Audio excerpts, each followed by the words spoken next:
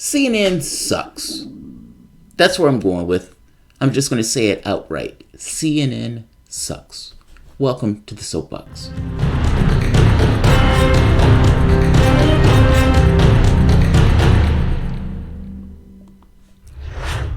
My name is Jamarl Thomas. This is the Progressive Soapbox. Guys, I apologize. I've been having all sorts of trouble with my system this morning. It seems that 31-second mark is where it fails. We've just hit 31 seconds. Good. We've gone past. Yeah, guys, if you enjoy this content and you find yourself coming back here often, please consider supporting this content through PayPal or Patreon, not to mention liking and sharing these videos. We are at 23,000. We're on our way to 30,000. So, not to mention YouTube is somewhat of an untrustworthy actor in this process. So, it's not a push. Just kind of a heads up. We always like to say even $1 helps. CNN sucks. Why am I saying CNN sucks today? CNN has just done an article that is an absolute smear piece building on conspiracy theory about Julian Assange and the Russians. Now, there was another organization that did this exact same article, and they actually got the story right. The story being a person being surveilled constantly, 24 hours a day, video and audio.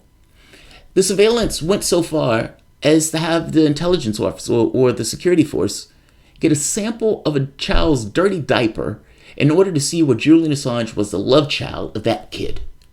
That's how far the surveillance went. That's the story.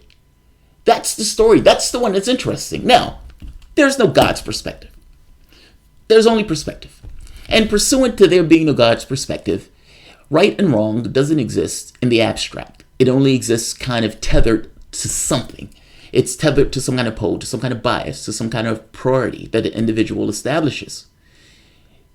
It is more interesting, or let me say, when somebody criticizes something or go after something, it really tells more about the individual than the thing that they're criticizing. Insofar, some perspectives are more balanced or more legit than others, particularly insofar as it hits the actual world itself. My point is this. The way CNN is going after the story and breaking their back in order to smear Julian Assange, essentially twisting a story on surveillance, on 24-hour audio and visual surveillance, including at times when that person is talking to their lawyers, they go into breaking their back for the Russiagate narrative. Mueller is about to give testimony. It's maybe they're doing this in order to bolster Mueller's testimony, seeing as the Mueller report has certain omissions or certain problems that the Republican Party is most likely going to ask Mueller. It is possible that the Democratic Party has jumped the shark on trying to get Mueller to testify. They may not like what he says, especially the questions that he get asked. Let's go to the CNN piece, because Aaron Matei was on the job on this piece. On the job. Now, the part that I immediately caught my eye as I read it was after everything that they said in this article, and it's a long article. The end of the article says it all. So right here. Let's go to... where is it? Where's my ink?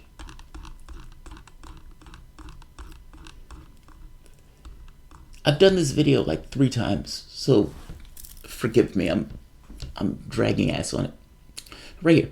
After everything that they said in this article, basically the basics of the article, this is the truest thing that they say.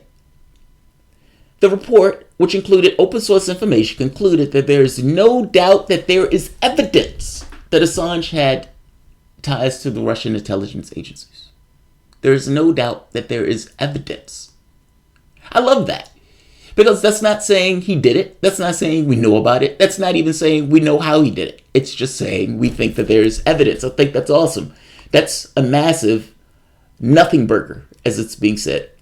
Here's another interesting part. Despite being confined to the embassy while seeking safe passage to Ecuador, Assange met the Russians and world-class hackers at critical moments, frequently for hours at a time. He also acquired powerful new computing and network hardware to facilitate data transfers just weeks before WikiLeaks received the hacked materials from Russian operatives. Now, they don't know if he received those hacked materials from Russian operatives. That's an assertion. And certain assertions, the evidence is the thing that we're looking for. We're looking for the link. We're looking for you to just tell us where that link is. The Mueller report wasn't able to do it. The Mueller report just kind of made assertions and assumptions that Russians did it. WikiLeaks got their hands on it, so there had to be some kind of passage between the two. But Mueller wasn't able to tell us how. CNN is piling on that conspiracy theory and is saying, well, it was in Mueller's report, and so they had to have taken place. And he got these new computing and hardware tools to facilitate data transfers. Here's the thing. Is it possible that a journalist working for a web agency, WikiLeaks, works with people all over the world and working for people all over the world, getting this kind of information, that he needs this just for the basics of his job? Like understand what I'm saying? Is it obscene or insane that a journalist that is based more so on the web and is based more so on digital frontier because he's stuck in the embassy would require that level of hardware just by virtue of doing his job? You've immediately jumped onto something that a person needs for doing their job and twisted it into something that is immediately within the Russiagate narrative. All of this is assertion. All of this is allegations. They're alluding to. The story here is that they were surveilling this man 24/7. CNN is not giving you any new information outside of Mueller said that there was a link between the two. Mueller said somehow the information was passed. Julian Assange was meeting with Germans and Russians and all sorts of people from around the world. We believe that this is the moment where he got the information in order to... But they don't know any of this. The aggravating part is they don't know any of this. So, Aaron Matei, man on the fence, man on the wall, immediately hits at the Russiagate narrative in part of this. Your article floats at least one conspiracy theory that's already been debunked. You say that RT even published articles detailing the new batches of emails before WikiLeaks officially released them. So right here. Criminally backed outlets, including RT, breathlessly amplified the leaks on social media. On 2 occasions, RT even published articles detailing new batches of emails before WikiLeaks officially released them, suggesting that they were coordinating behind the scenes, which they deny. Yes, they denied. And you don't really have any evidence attesting to such. The catch is, and Aaron Matei kind of makes this point, they've explained this. WikiLeaks put information on their website before tweeting out the fact that the information was on their website. RT was following the website. RT flagged the information because it was in WikiLeaks' website. WikiLeaks then retweeted it. Now, CNN looks at this and says they were working behind the scenes. No, they were doing journalism.